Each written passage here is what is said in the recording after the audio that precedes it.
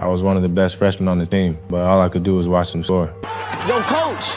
Yo, coach, put me in! But coach never even looked my way. I figured I would never leave the bench. Then one teammate went down with an injury. 2 players started arguing in front of the ref. I figured coach finally had to use me, but he called Willie and said, Willie, you're in the game.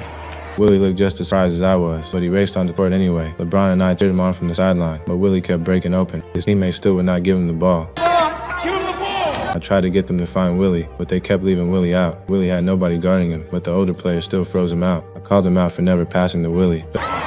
Shut up, Drew. I snapped but could not change anything, but Willie kept heading for an opening. He stripped the ball from an opponent. Willie took it straight in for a layup. Our entire bench jumped to his feet, but the upperclassmen still dismissed us afterward. They expected freshmen to sit down and wait, but we did not join just to watch. I fired back with the stat line. Yeah, you deaf?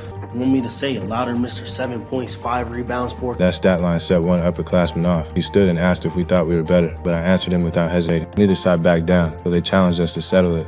Y'all versus the Fab Four. We met them at Bates Park the next day, but our matching uniforms made them laugh. They said we had to beat them first. Only then could we wear those uniforms. They took control from the opening possession. The upperclassmen kept dunking on us, but gunshots suddenly rang out nearby. Every player stopped. Oh, is that gunfire?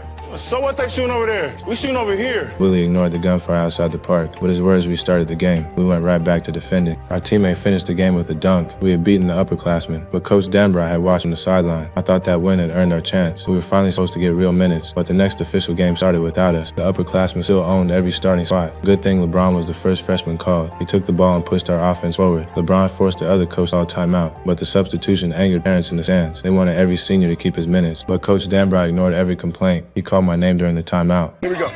Little Drew, you're in the... My chance had finally arrived, so I headed straight onto the court, but Sion checked into the game too. Another upperclassman had to take the lead. The parents started protesting even louder, but Coach Denbrough kept his eyes on the court. His assistant had to step in. Team policy had always protected the upperclassmen, but Denbrough refused to make the expected substitution.